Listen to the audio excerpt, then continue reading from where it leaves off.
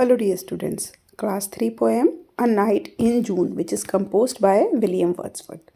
Poem शुरू करने से पहले थोड़ा पोइट के बारे में समझ लेंगे। William Wordsworth is a natures poet. वो जितनी भी पोइट्री लिखी थी इन्होंने वो सारी नेचर से रिलेटेड लिखी थी।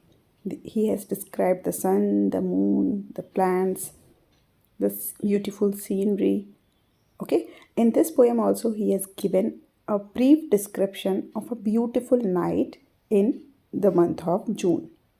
Okay, so as the title says, in this poem we are going to discuss a night in June in an open area. ठीक है, खुली हवा में कैसे तारे निकलते हैं जब सूरज डूब जाता है, किस तरीके की आवाज़ें सुनाई आती हैं, वो सब हम इस पोएम में डिस्कस करेंगे. Okay, so let's begin. The sun has long been set. Set होता है डूब जाना, सेट होता है डूब जाना, और राइज होता है उग जाना. सो बहुत देर हो गई है, सूरज जो है वो डूब चुका है. The stars are out. और जब सन की लाइट डिम हो जाती है तो स्टार्स शाइन करने लगते हैं, ट्विंकल करने लगते हैं. तो the stars are out by 2s and 3. 2-3 तारे, 2-2 करके या 3-3 करके तारे अब आसमान में चमकने लगे हैं क्योंकि सन सेट हो चुका है.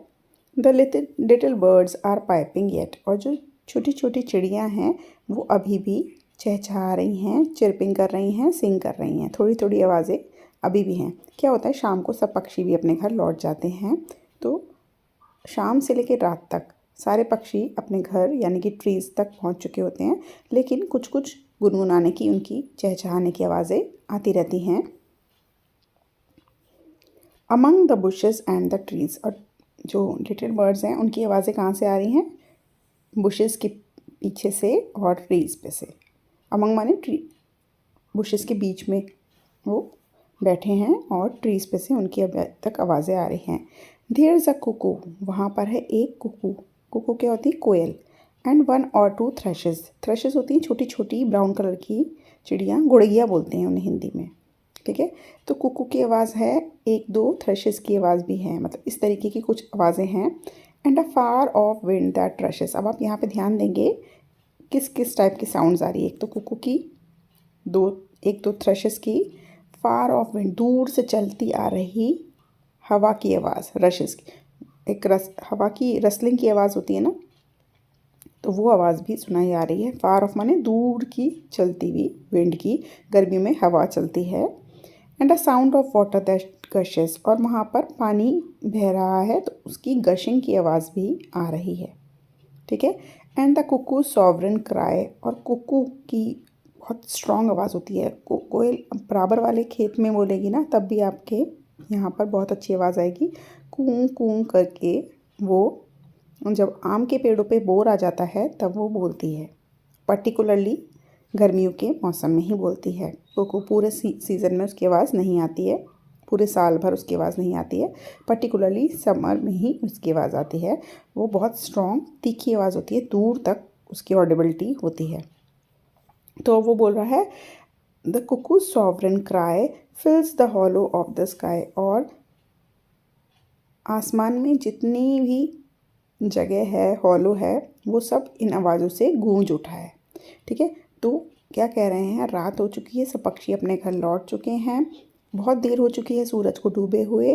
स्टार्स 2 और 3-3 करके अब चमकने लगे हैं, लेकिन लिटिल बर्ड्स की आवाज़ अभी भी आ रही है. और वो बैठी हैं झाड़ियों के पीछे और पेड़ों पर.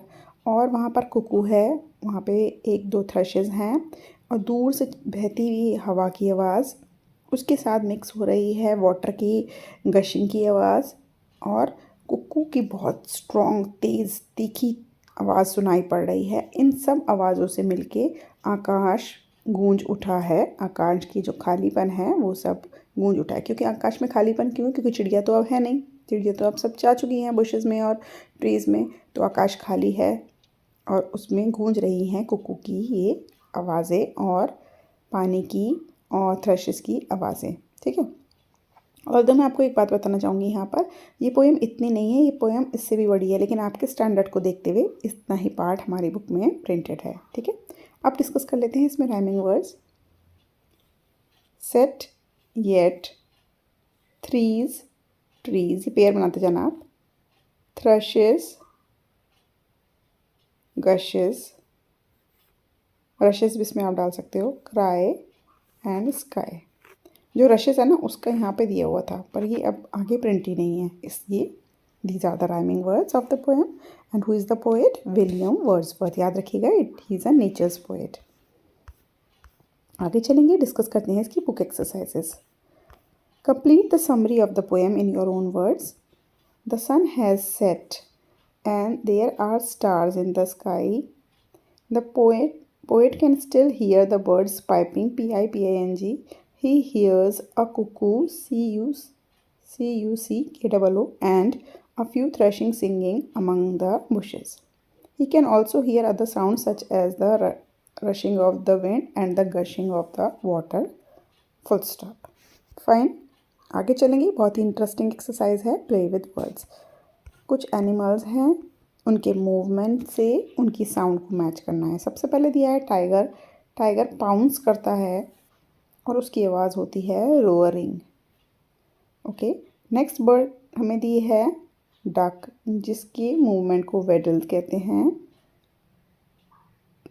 और उसकी आवाज़ को क्वैक्स कहते हैं। नेक्स्ट है फ्रॉग, जिसके मूवमेंट को स्लिथर कहते हैं और जिसकी आवाज़ को क्रोक कहते हैं। सॉरी, फ्रॉग की मूवमेंट को हॉप्स कहते हैं और उसकी आवाज़ को क्रोक कहते हैं। स्नेक के मूवमेंट को स्लिथर कहते हैं, याद रखिएगा, स्नेक के मूवमेंट को स्लिथर कहते हैं। मैं कलर चेंज कर लेती हूँ। स्नेक के मूवमेंट को स्लिथर कहते हैं और इसकी आवाज़ को हिसेस कहते हैं, HISSES, hisses. Fine. Grammar fun. We are going to study prepositions in grammar. Prepositions वो वर्ड्स होते हैं जो रिलेशन बताते हैं एक वर्ड का दूसरे वर्ड से सेंटेंस में, ठीक है। प्रपोजिशंस बहुत तरीके के होते हैं, जैसे on, in, to, under, near, inside, around, ठीक है, कि वो चीज़ कहाँ रखी है, किसके ऊपर रखी है, ठीक है। Where is Neenu hiding? Neenu is hiding behind the sofa. किसी चीज़ के पीछे जब कोई चीज़ होती है तो वो उसके बिहाइंड होती है, बिहाइंड माने पीछे। Did you open the envelope? क्या तुमने लिफाफा खोला? Yes, I found a card inside it. उसके अंदर मैंने एक कार्ड देखा, अंदर है ना तो इसलिए इनसाइड।